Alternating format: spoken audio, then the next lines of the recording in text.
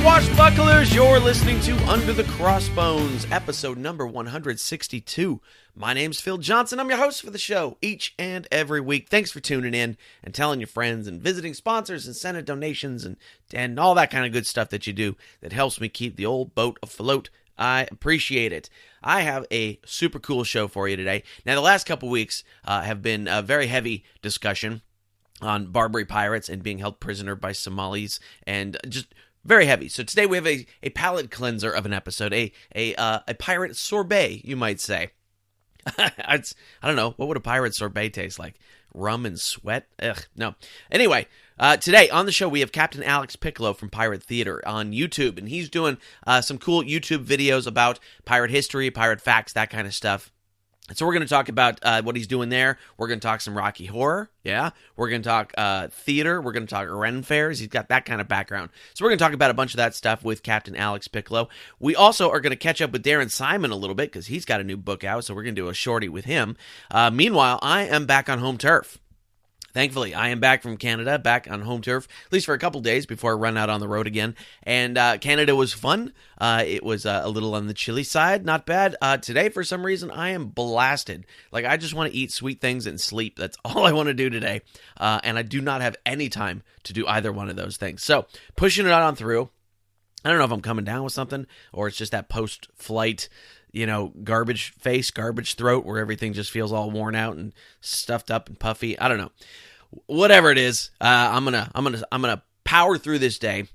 I'm gonna get you your episode ready. I'm gonna teach some music lessons. I got so much to do today, but we're gonna make it happen. I'm gonna make it happen. You're not gonna make it happen. You're gonna listen to me make it happen. That's your job. But yeah, fantastic stuff. And I am going on the road again this week, October the 25th. I will be at Tilted Mash in Elk Grove, California. That's this Thursday, if you're listening to the show when it comes out. October the 27th, I'll be at Vinny and Rosie's in Suisun City, California. I don't know if I'm pronouncing that city right, but we'll find out when I pronounce it wrong when I get there and somebody yells at me. On the 26th, I'm doing a corporate gig in Reno for the California Groundwater Association.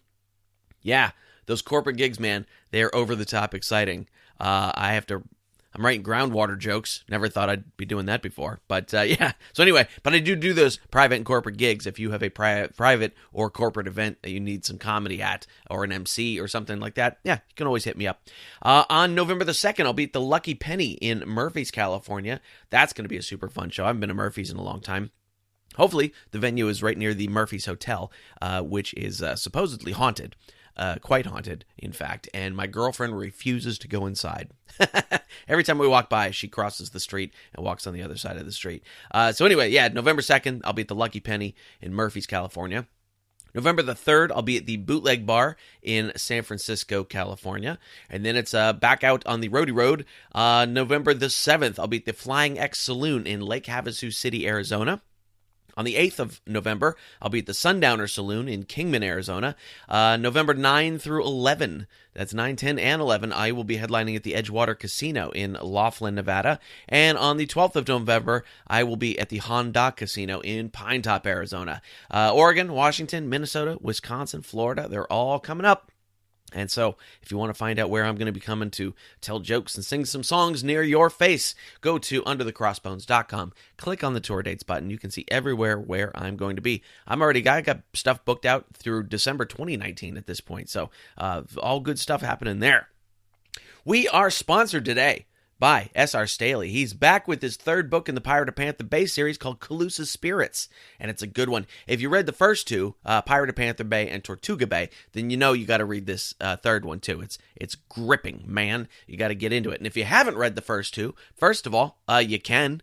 Second of all, you don't need to, because in the third book, you can follow the story without having read the first two. It's not like, when they dive right into the beginning of Empire Strikes Back and you're like, oh my God, we have no idea what's going on. Or even, I don't know, does Return of the Jedi begin that way? I don't remember. Anyway, you don't have to know what happened in the first two books to follow the third one, but you are certainly welcome to go pick up the first two as well. And in Calusa Spirits, Isabella and her crew of pirates are on the run from pirate hunters dispatched from colonial Spain. I should learn how to say colonial. From colonial Spain. Those dastardly Spaniards. And they're fighting for their lives off the coast of Cuba. where they make a run for safety up the west coast of Florida. And as they're scavenging for food and water, they run into this rogue tribe of Calusa Indians. You ever seen a pirate-Indian matchup in a book before? I don't think you have, because I haven't. And the result is an epic battle of survival and identity in this action-packed pirate adventure of historical fiction set in the 1780s. Calusa Spirits is out now. Came out on September 19th, and you can go get it now. Go to srstaley.com or Amazon or any of the places that you get your books, all right? So that's it. Go get it. Calusa Spirits by S.R. Staley. All right, books. So we're a lot of books today. We are going to get into a shorty conversation with Darren Simon. He's got the second book in his pirate series out. It's called Deadly Waters, and so we're gonna go check in with him. Right, all right. Follow me. We're gonna go right now. So how's it been? How you doing? Good. How are you doing? I am doing very well. So you got a new book out. Tell me about your new book. Yeah. So this new book is the second book in a young adult pirate series that I've written. This new book is called Deadly Waters, and it's a follow-up to the first book, which came out about a year and a half ago, called The Dangerous Legacy. And this new book follows the story of Sam Every, who is the long distant relative of a famous pirate by the name of Henry Every.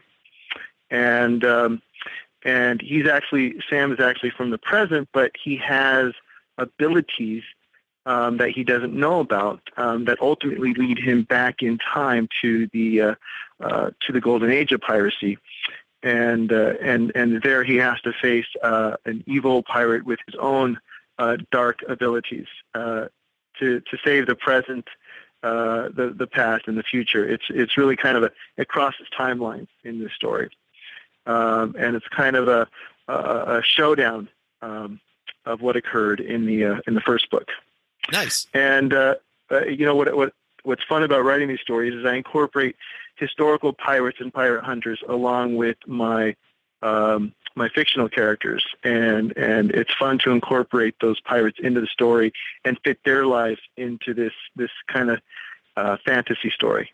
Yeah, absolutely. So you got there's time travel, there's magic, there's pirates. The first book was really good. What's the second book about? Where is he in the story at this point? Well, without giving too much away about the first story, the first book, for those who haven't read it, the first book kind of ends badly for the hero, and he has to rise above what occurs to him in the first book to again face the evil pirate whose name is Gem Slayer in the second book, and so in this story we see him pursuing Gem Slayer throughout the novel in trying to stop him from basically conquering the world, and not only conquering the world, but the powers that this evil pirate has allows him to gives him some immortality, and so really the future's in jeopardy as well. So this really comes down to a showdown of facing Gem again. And so that's really what it's about. It's about Sam rising above the injuries he suffers in the first book to again face the challenge of trying to stop Slayer. And again, this book introduces some new pirates that weren't in the first story. And so it really is just it continues the story from the first book. Cool. So you get now doing the book signings? Are you doing any touring of bookstores, whatever bookstores are left in the world? I'm certainly doing library readings and school visits and things like that. Really kind of introducing the book to folks. But unfortunately, there aren't a whole lot of bookstores. And in fact, where I live, there are no bookstores. I live in the desert southwest of California. Yeah. And so right here in my community, we don't have a bookstore. Unfortunately, it closed not too long ago. But certainly a lot of library visits and school visits and things like that. Yeah. Oh, that's good. Yeah, no, I forgot the libraries can still be a thing for that. And so far we've still got libraries, which is a good thing. Absolutely. So when did the book come out? It just came out about a week and a half ago. Okay, nice. And, it's available on Amazon and Barnes & Noble and most sites people can go to look for books online. And, it's available in both hardcover and Kindle. And the first book's even available in audio. Oh, okay. And I imagine the second book will eventually be available in audio as well, but not quite yet. So right now it's available in paperback and in Kindle. And I guess the easiest place is on Amazon or through my publisher, Telltale Publishing. Obviously, you can get it through the publisher as well. Sure. Now, did the publisher arrange for the audiobook recording and stuff like that, or did you do that on your own? No, the publisher did that. Okay. In the style of the audiobook, is it somebody doing like all the voices and things like that? Exactly. Nice. No, they hired a professional, I don't know what you call them, voice artist or voice actor. And yeah, it's kind of fun to, for me to hear the voices come to life through that voice artist. Yeah, certainly. That's doing books is a huge job. My brother has done a couple audiobooks and fully produced with music and everything, and he did 3 of them, I think, and he was like, I am never doing that again. Yeah, I was amazed. This guy really seemed to enjoy the process. He did it really fairly quickly. I was amazed at how many chapters he could do at one time, and he would continually send them to me to seek my opinion on how he was handling the voices and how he was reading certain parts of the book. And it was just fun to go through that process. That's great. It's very cool. Other than that, how's life treating you down there in the desert southwest of California? Well, we're coming out of the summer, and where we live, it gets to be 120 degrees during the summer. Sure. So it's pretty hot. So we're very happy to be coming out of the summer and getting on in the fall and winter months, and this area comes alive during the fall and winter. So it'll get down to a chilly 98. Do a little bit better than that, but yeah. Yeah, actually, it does. I drive through there a lot. It does get kind of cold in the winter. That's very cool, man. So remind me of your website so we can put that in the show notes and everything. It's www.darren-simon.com. Got it. And actually, we're still updating the website, so the new book isn't on the website yet, but I hope within a week or so it will be. And I have a little blog called Fair Winds. Cool. Off of WordPress. So if you look up Fair Winds, you'll see my blog where I write about not just the book, but writing in general and issues of interest and things like that. So great. Sounds good, man. It's congratulations on getting the new baby birth to the world. That's a big project. Appreciate it. Thank you so much. Always nice to hear from Darren Simon. You can go get his new book, Deadly Waters, at Amazon, Barnes & Noble, all the places where you get your books. Or you can go check out his website at darren-simon.com. That's Darren with 2 R's and an E. And I checked just a second ago, and the book is not up there yet, the new book, but it should be very soon. But regardless, you can go get Deadly Waters on Amazon and all the places. If you're enjoying the show, come join us over on the social media places, all those places, facebook.com/underthecrossbones. We're hanging out there, we're making up pirate facts each week. We're having discussions about the episodes. We're doing all sorts of good stuff over there. On Twitter, we're at undercrossbones. No because it's too long. Twitter, all about the brevity. And if you are not yet subscribed to the show, make sure whatever you're listening to this in right now, click that subscribe button.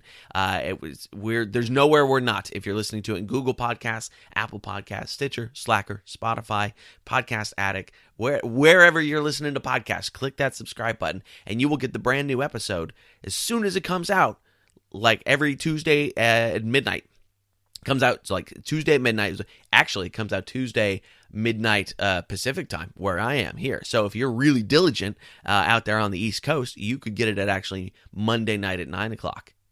You would be really on top of things. You would hear it even before I do, except for I hear it before you do because I put it together. And do make sure that you check out the show notes for this episode for all the links and some video and all sorts of stuff. We're at underthecrossbones.com/162. If you'd like to support the show, financially or otherwise, go to underthecrossbones.com/support. There's a little PayPal box there. You can put a donation in that of whatever denomination you prefer. If there's an Amazon banner, which I recently fixed. It was broken for a few days, but I fixed it. You can click that Amazon banner. You go buy yourself something nice at Amazon. Amazon kicks me back a few shekels, and that helps me keep the show going. If you want to be a sponsor of the show, like SR Staley or Pirate Radio The Treasure Coast or any of the other folks, you can do that as well. It's cheap. It's easy. We can hook you up. Go to underthecrossbones.com/support for information. All right. So let's do this. We're going to get into our discussion now with Captain Alex Piccolo of Pirate Theater, and we're going to talk about all sorts of good pirate theater, Ren Faires, Rocky Horror kind of stuff. All right, here we go. Here's Alex Piccolo. Okay. I spend so much time yakking into microphones. If I don't take care of my throat, it gets real bad. Oh yeah. I definitely understand that. I teach all day, so I definitely at the end of the day, my throat is like, why are you still talking? Yeah. Oh, I get that. Yeah. So what do you teach? I teach drama after school for kids actually, so elementary, pretty much K through middle school. I do acting academy, which is kind of like teaching kids improv games, giving them like confidence and speech and stuff like that, being able to pronunciate and enunciate words.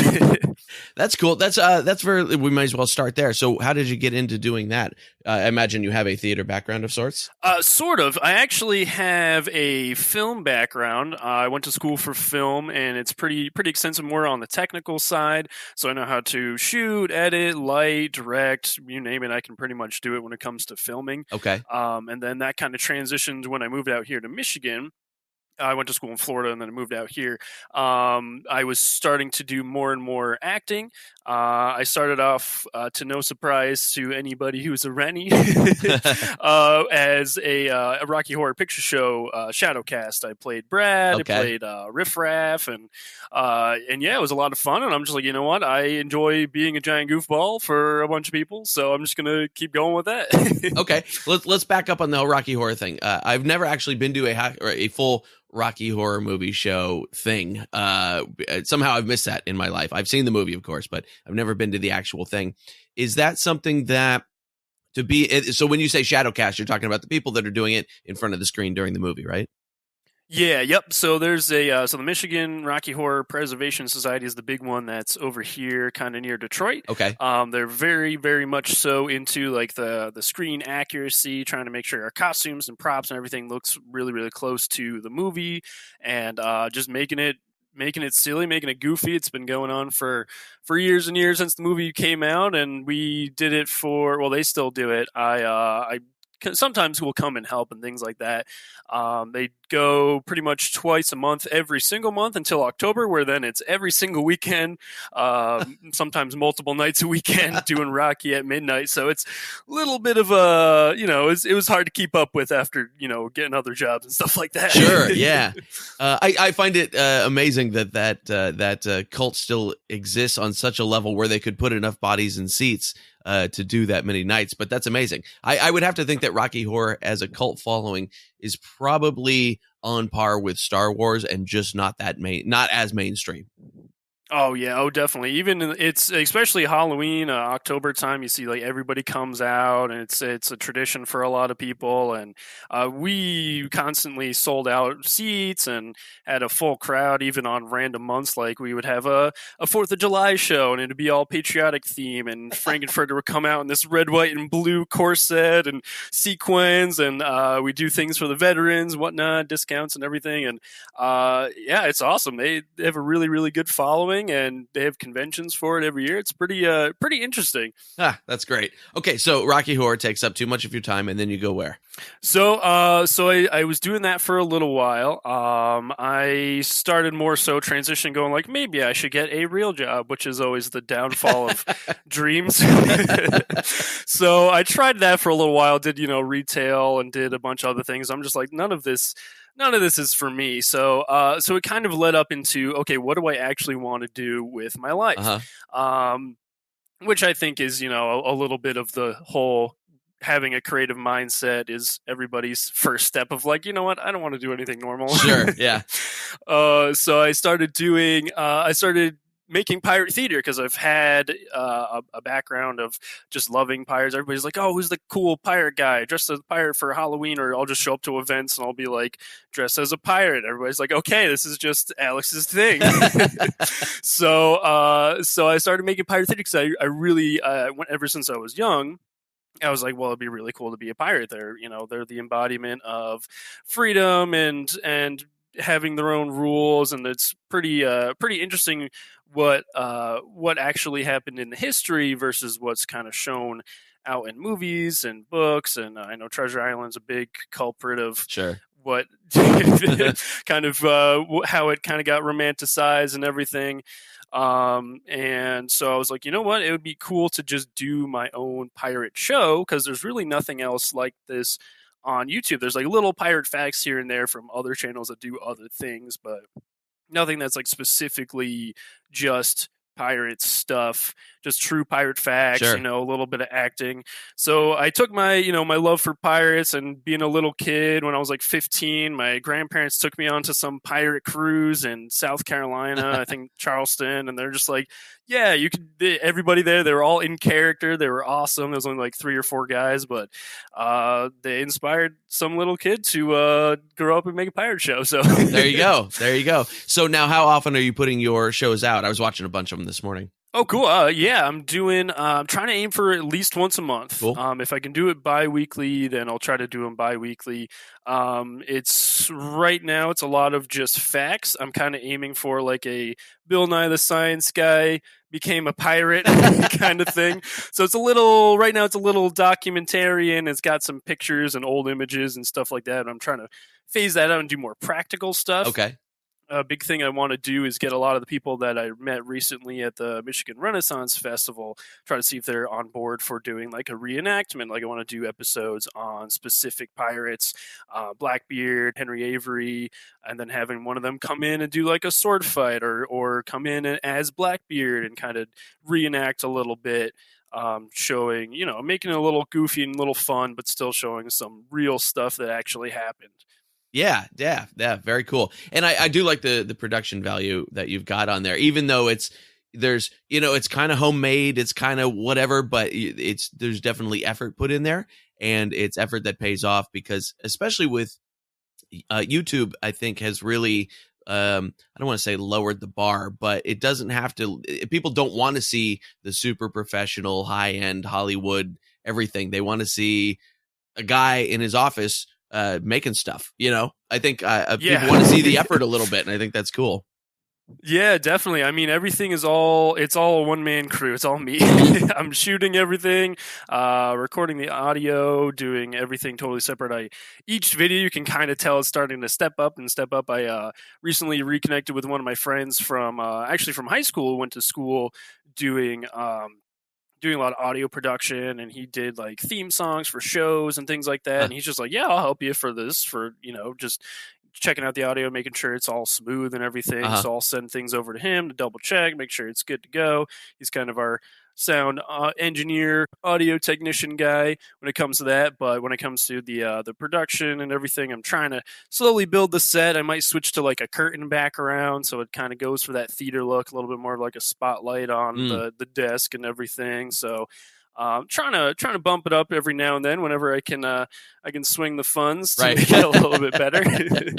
Yeah, that's always the case. So who is your audience for these videos? Who are they for? Are they for adults? Are they for kids? Are they for pirates? Are they for non-pirates? So I have a kind of a general audience in mind, but a lot of people like me, it's like, well, I want to learn more stuff about pirates. There's no real, like, there's documentaries, there's books, there's no like short video series. There's nothing that's like, hey, I just want to, everybody nowadays is that instant gratification of, I want to open up a video, I want to watch that video for like 2 minutes, maybe learn something, maybe be entertained, and then I'm going to move on with my life. So I try to cater it to people that are like, I want to learn more stuff about pirates, I want to be entertained and know a little bit more about that. Kind of taking that dive from casual pirate understanding to something a little bit more deep. So okay, cool. Kind of somewhere in between. Kids could watch it. There's nothing bad. There's nothing that's going to be, I don't ever want to cross that line where, okay, this is only for adults, because then you can't come back. Right. I did notice in your Jolly Roger video that you missed one of the, or you not missed, but skipped one of the possible explanations of what rogering could be on a ship. And just avoided that altogether. I was like, oh, is he going to do it? Oh, no, he didn't do it. Yeah, there's a couple things where I'm going to try to tread lightly, because obviously with pirates, I mean, they're going around, they're killing people. Right. They're not the nicest people in the world. They forged their own lives out of a lot of hardship, and I think showing that understanding, kind of like a high school high school history class where it's like, okay, we're going to understand that this happened, Uh-huh. but we're not going to dive too much into it because we don't want to offend anybody too much. Obviously, piracy is, other pirates in the community will be like, nah, you can offend whoever you want, but Right. Have you had to deal with or what's your plan to deal with the accuracists? The historical accuracists. I don't know if accuracist is a word, but I just made it up. Yeah. The people who will come in and tell you every single bit of where you're wrong or where they think you're wrong. I've actually already had that happen. Only having a few episodes out. Uh-huh. I think it was like episode 2 or 3. It was on the hooks and pegs legs and eye patches, and I was just going to town. Oh yeah, the old thing where you can use the eye patch above deck and then go under deck and you switch it and you can have your eye already adjusted to the darkness is actually untrue, which I was searching trying to find actual information on. I'm like, okay, well, I can't find anything disproving it, so it must be true, which is not the right mindset to have apparently when you're talking about historical accuracy. Yeah.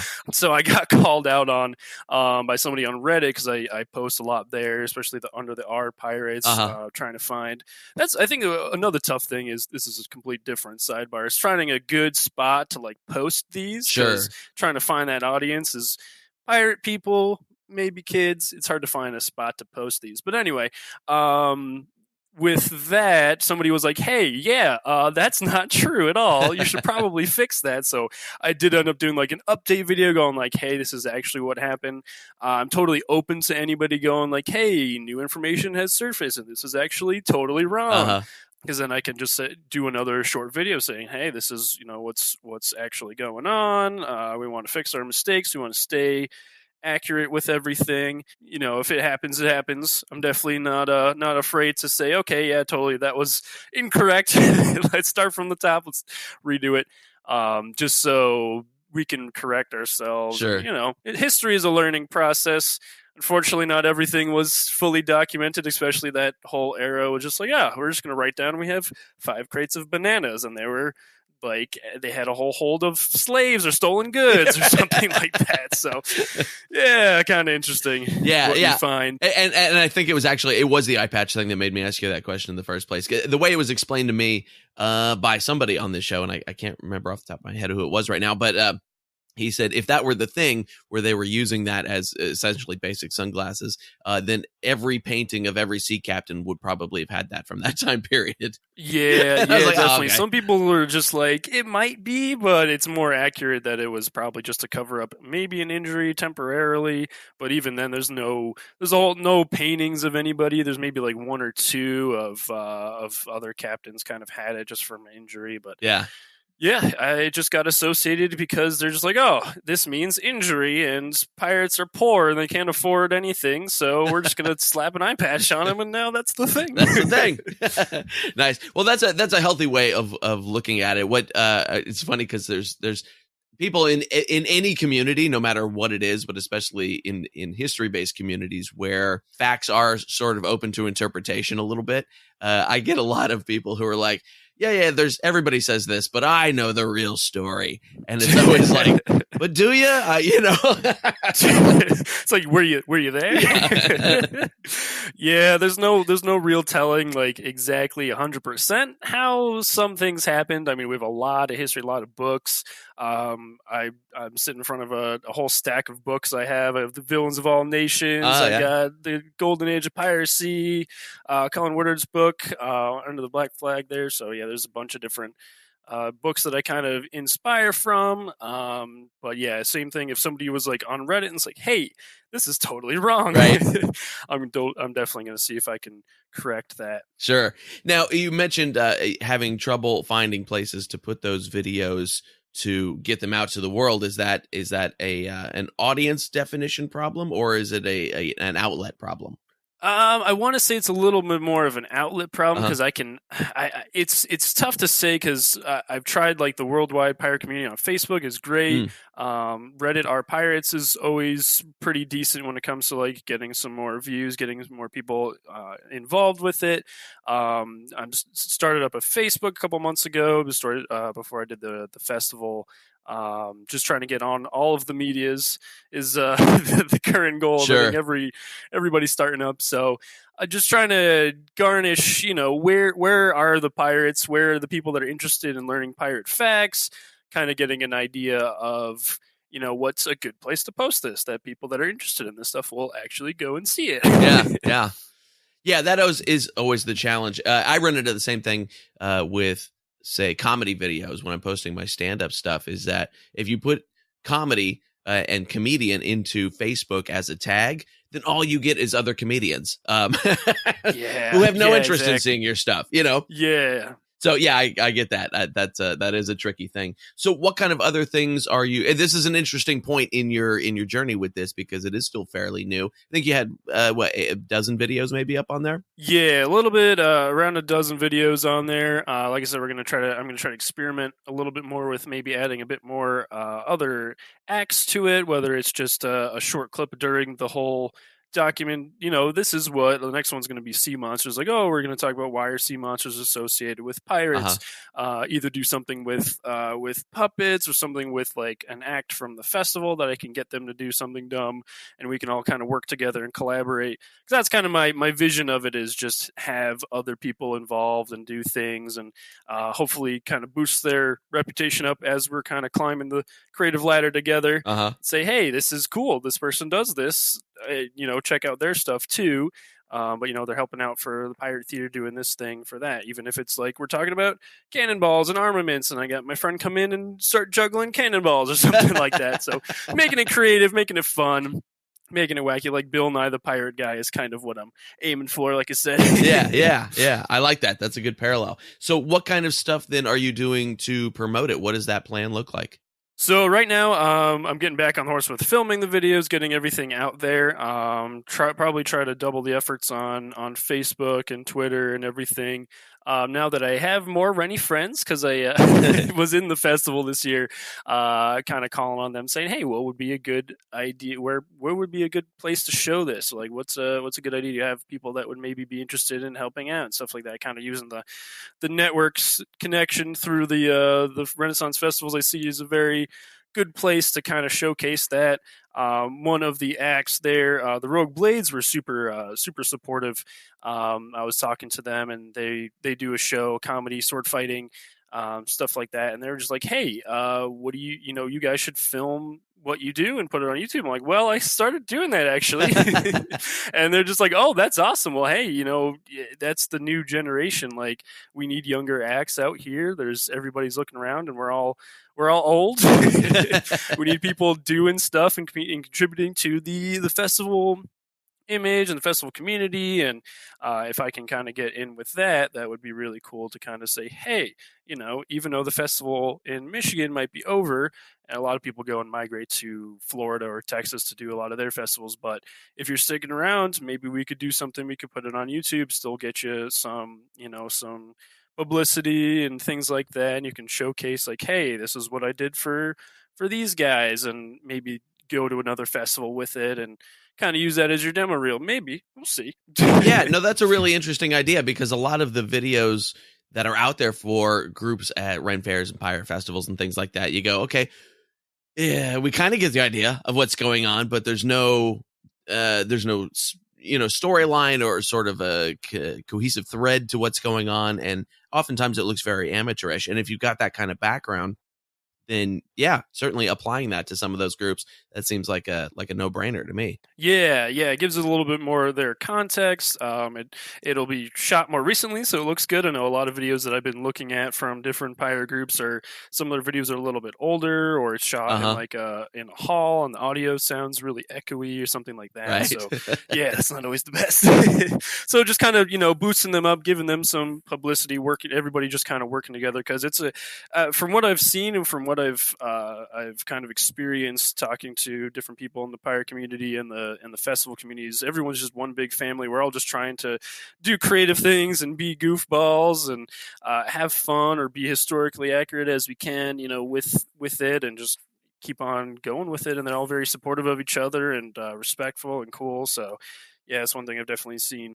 And so we've alluded to Ren Faires a few times here already. How did you get into that scene?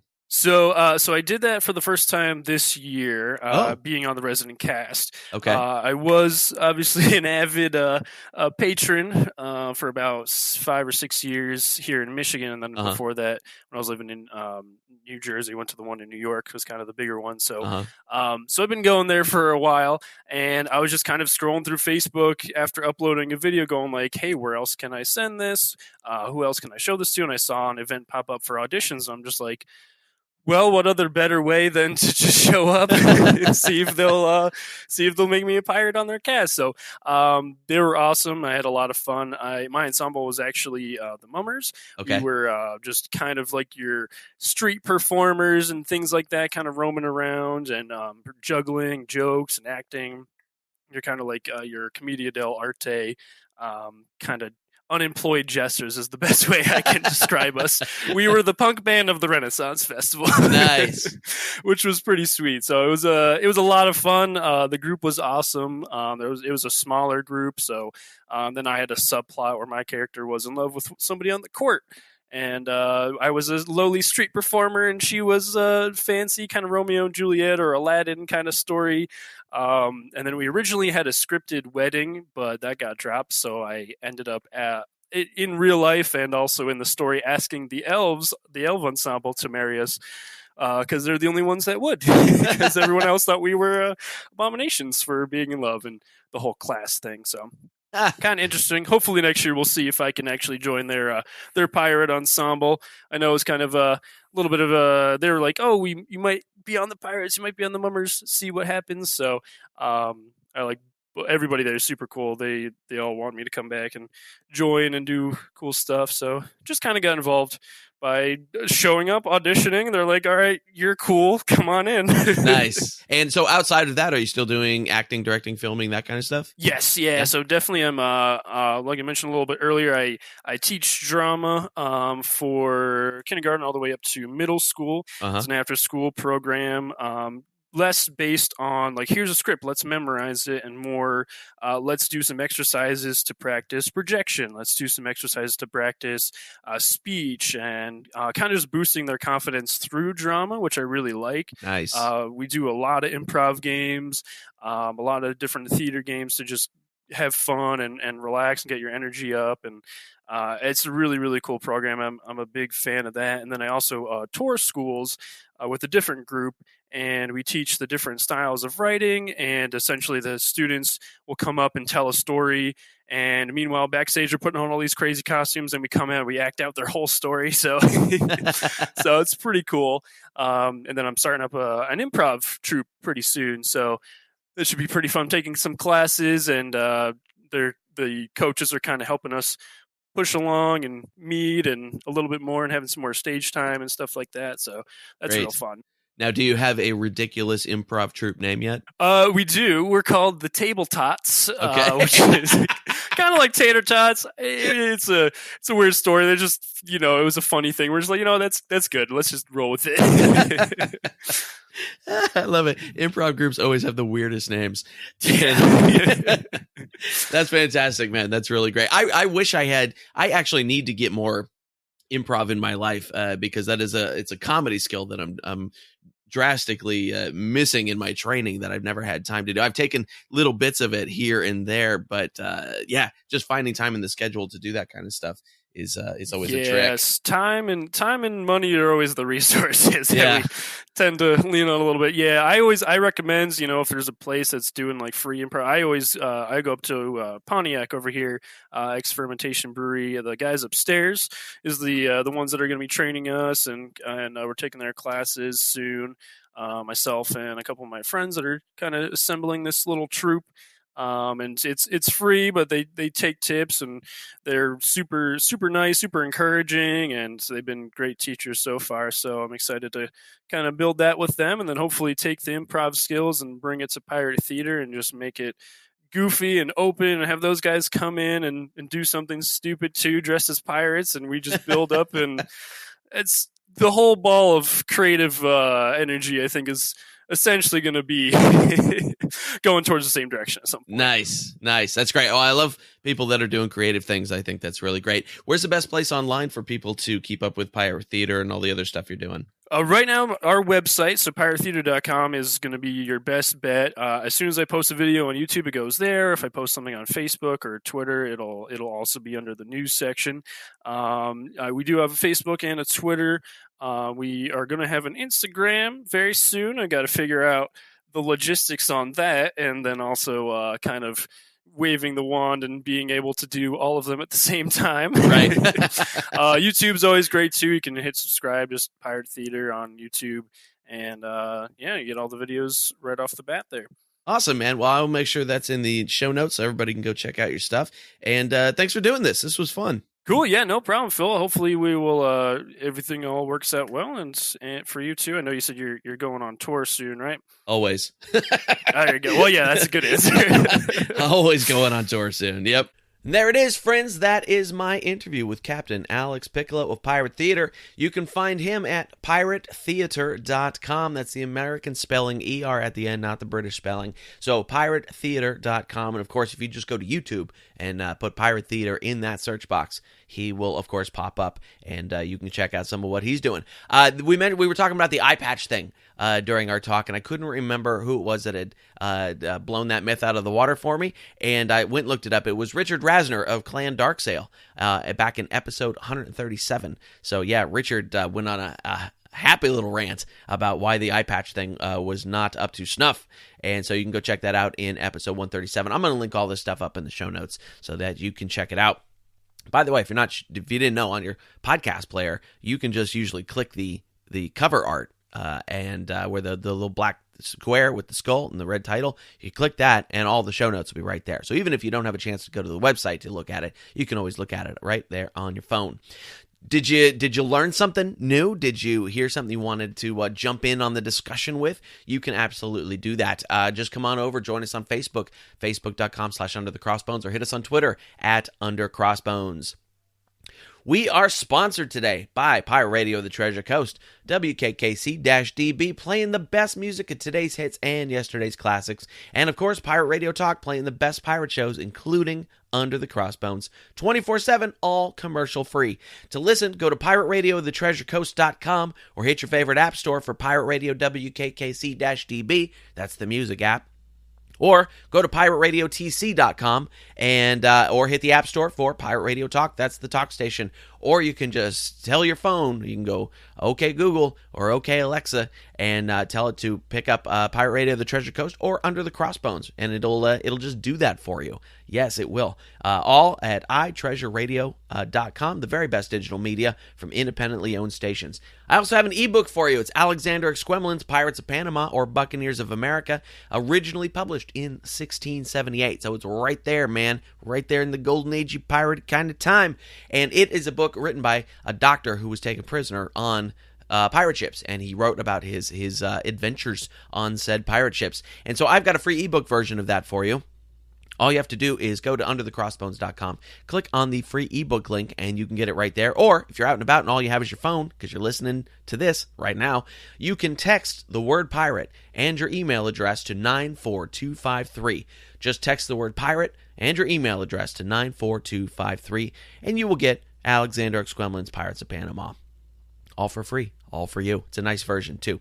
That is our show for today. Thank you once again for tuning in. If you want to find out more about Alex Piccolo and Pirate Theater, go to www.piratetheater.com or just hit the YouTube and type in Pirate Theater in the search box. If you want to find out more about Darren Simon and his new book, Deadly Waters, go to darren-simon.com. And, boy, my air conditioner just came on. I hope you guys didn't hear that. Next week, got a cool show for you next week. Oh, yes, we do.